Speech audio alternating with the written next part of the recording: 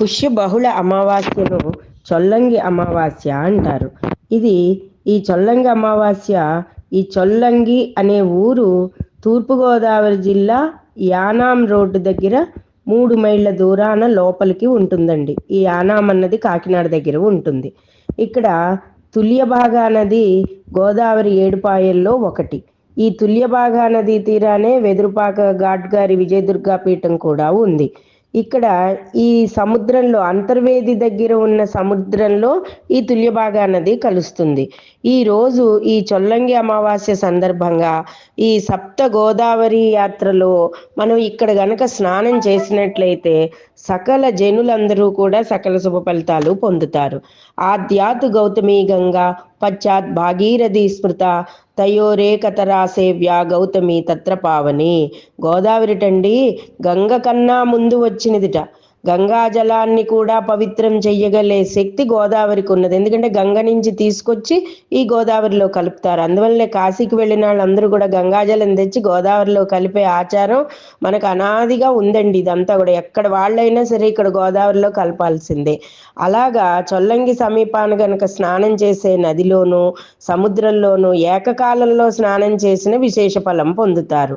మరి ఇది జీవనది గోదావరి నది కదా, సముద్రంలో కలిసే చోట వద్ద స్నానం ఆచరించి పితృతర్పణాలు గావించి, ఒకవేళ పితృతర్పణాలు లేని వాళ్ళందరూ కూడా ఆ రోజు ఉపవాసం ఉండి చక్కగా స్నానం చేసి ఆ రోజు ఉపవాసం ఉండి లలితా సహస్రాలు విష్ణు సహస్రాలు ఏవైనా కూడా మనం పఠనం చేసుకోవచ్చు. అలాగా తుల్యుడు, ఆత్రేయుడు, భారద్వాజ మహర్షి, కౌశిక మహర్షి, జమదగ్ని మహర్షి, వశిష్ఠ మహర్షి, ఈ 6 మహర్షులు కూడా గౌతమ మహర్షి అయినటువంటి గోదావరి దగ్గర నుంచి శాఖలు తీసుకుని వెళ్ళి ఒక్కొక్కరు ఒక్కొక్క చోట వీటిని కలుపుకుంటూ వెళ్ళారు. ఈ అన్ని చోట్ల కూడా మనం స్నానాలు ఆచరించవచ్చు.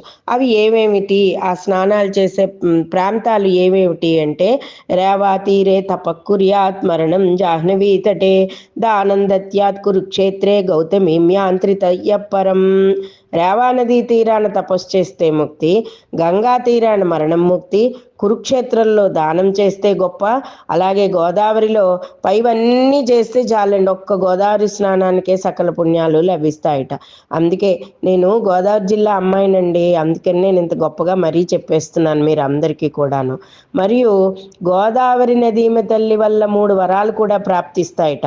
దానితో పాటుగా ఈ 7 స్థలాలకు వెళ్ళి ఎవరైతే అంటే గోదావరితో కలిపి మిగిలిన 6 స్థలాలకు వెళ్ళి ఎవరైతే స్నానాలు ఆచరిస్తారో వారందరికీ కూడా సకల కోరికలు తీరుతాయి, మహాపుణ్యం లభిస్తుంది, పెద్దలకు సంప్రాప్తి సద్గతులు కలుగుతాయి, సద్గతులు సంప్రాప్తిస్తాయి అని చెప్పబడుతోంది.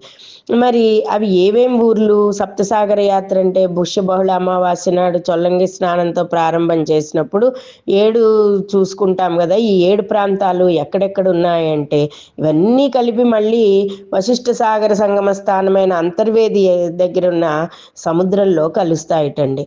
ఆ ఏకాదశిని ఆ ప్రాంతంలో అంతర్వేది ఏకాదశిని కూడా అంటారు, మాఘశుక్ల ఏకాదశి నాడు.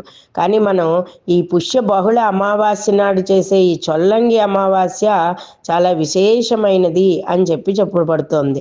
మహోదయ నామాలభ్య యోగ పుణ్యకాల అమావాస్యో సోమవాసర వ్రతమత పద్మయోగ పుణ్యకాలమని పేర్కొనబడింది. అంటే రవి రోజున ఆదివారం నాడు, అలాగే సోమవారం అమావాస్య నాడు, శ్రవణ నక్షత్రం ఆదివారం నాడు, వ్యతిపాత యోగం ఉన్నాడు, మహోదయ యోగం ఉన్నప్పుడు, పద్మయోగ పుణ్యకాలం అప్పుడు, ఈ పుష్యమాసంలో వచ్చే అమావాస్య నాడు గనక ఈ చొల్లంగి అమావాస్య నాడు చెప్పుకునే స్నానాన్ని గనక ఆచరిస్తే ఇది చాలా విశేషము. పితృతర్పణాలు, పిండ ప్రదానాలు, శివాభిషేకాలు, రావి చెట్టు ప్రదక్షిణాలు, శివారాధన చేసుకోవడం, ఇవన్నీ కూడా ఎంతో విశేషమైనవిగా మనకి చెప్పబడుతోంది.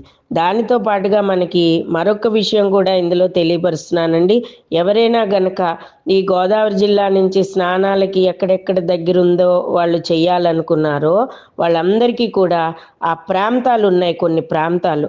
ఆ ప్రాంతాలలో మనం ఈ ఎక్కడెక్కడైతే ఈ ఋషులందరూ కలుపుకుంటూ వెళ్ళి ఇవన్నీ ఏర్పాటు చేశారో వాళ్ళ దగ్గర కూడా మనకి వాటి దగ్గర కూడా మనకి స్నానం చేసే అవకాశం ఉంది అని చెప్పబడుతోంది. అవి ఒక్కొక్కటి ఎక్కడంటే చల్లంగి మనకి తుల్యుడు కొనిపోయిన శాఖ చొల్లంగి దగ్గర ఉంది, తుల్య మహర్షుల వారు.